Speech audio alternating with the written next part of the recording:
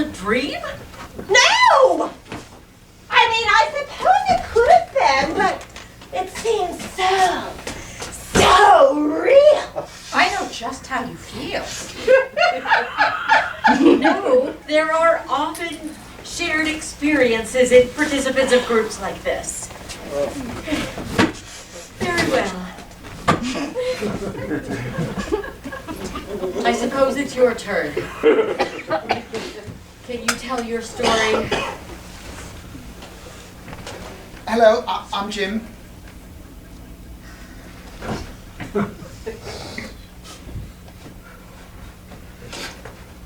Me and me mum, we kept an inn. A while back, we had a tenant who had a few run-ins with some rough blokes. What sort of rough blokes? I mean, did you actually meet any of them, or did you just take him at his word that he was in trouble? No, I met two of them, actually. The second one was really something. A blind fellow. I tried to fight him off, but he was a tough old bird. You couldn't fight off a blind man, really. Now, Peter, what did we say earlier? Violence is always a last resort and should never be used against someone who is disabled and cannot defend themselves. No. He could defend himself all right.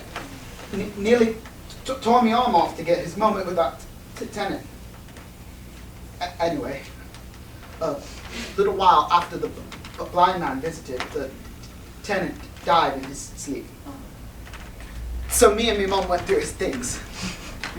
Wait, you went through a dead man's thing? Hey, back off! He owed us money. Goodness, did we find it. That's not all. We also found a map to a treasure. Turns out that the man who had been staying with us was a pirate. So as me and my mom were still going through his personal effects, a few of his old shipmates turned up. So we fled. We went to go see the district squire. He's the one who owns the land that we live on. The squire had the idea to get a ship together and go after the treasure ourselves. So if I understand correctly, your landlord and a few other people decide to get a boat, and then you decide to go on a journey to go after the property of a deceased criminal. Property you had no legal right to. I suppose, but it's not like a pirate has a next of kin or a will, right? And your mother allowed this to happen? You didn't think it could be dangerous? Well, I didn't think about it like that at the time. That's not dangerous. A map to a pirate's treasure. It sounds like a grand adventure. Ah! Can you not? Exactly. At least that's what I thought at first. On the journey, I became friends with the ship's cook, a man by the name of Long John Silver. Sounds like a nice enough fellow. You would think that, would you not? Turns out he was a pirate too, and not the only one on board. Anyway, we made it to the island where the treasure was buried, and after going ashore, the pirates killed anyone who refused to mutiny. I escaped, and I ran into a castaway named Ben, who agreed to help us in exchange for a trip home. Turns out, Ben had been part of the crew that buried the treasure on the island in the first place. Only he'd been left behind. Poor fellow. We did catch up with the squire and the rest of the crew on the island. They fought back against Silver, and Silver made to surrender, but Trelawney, that's the squire, he refused. So I escaped again. I cut the ship's line and let her loose. Wait, you cut loose your ship your only way home? Well, I thought it was a good idea at the time. I did follow in a rowboat, and eventually I made my way on board. There was one pirate still left alive, so we made a pact to beach the ship on the north side of the island. Ha! He turned on you, didn't he? How did you know? If there's one thing I know, mate.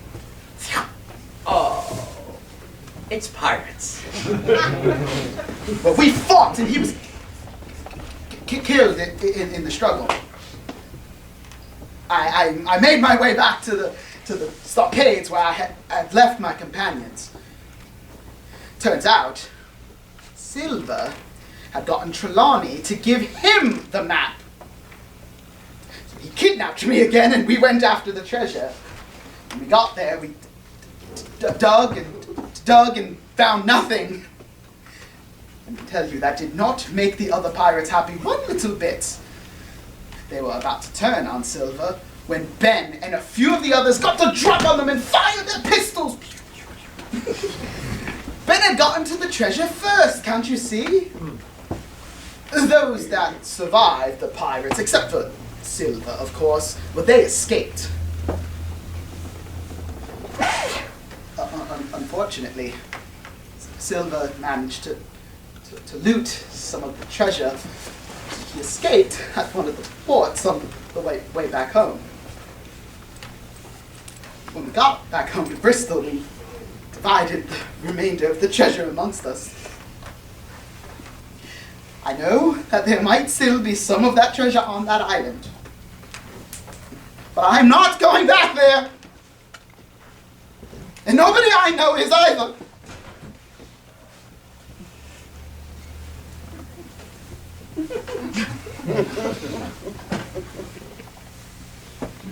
This has all been illuminating. I'm not sure I can reconcile everything that I just heard with what I thought I knew about all of you before I met you. What do you mean? For what I have read about you, I thought you were all heroes, but you are really just terrible people. I mean, do you even realize that the actions that you have described are worse than anything your so-called villains have done? Excuse me? I mean, come on! Cutting off a man's hands and feeding him to crocodiles because he didn't want you to have any fun? Going after a woman and trying to kill her because a strange man you have never met told you that she was wicked and that he would get you home, and then actually killing her because she wanted the shoes that you stole from her sister's dead body. And you, if the things that you have described actually happened, you exercise a very poor judgment. And did you know that you are a fugitive from the law, running out on a court of law when you have been called as a witness is at the very least considered contempt of court? And if it was all a dream, then you require considerably more help than this group can ever offer you. And you, I don't even know where to start. Fighting with a blind man, going through a dead man's possession, going off on a dangerous journey and not even giving it a second thought. And not to mention that according to the laws of maritime salvage, that treasure belonged to the men who put it on the island. And you say that they were pirates, but you have no way of proving that. This conversation has not yielded the results that I had hoped. You can all just go.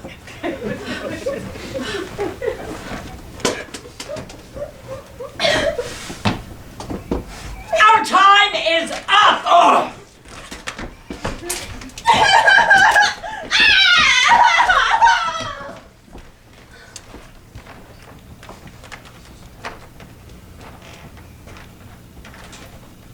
Nope.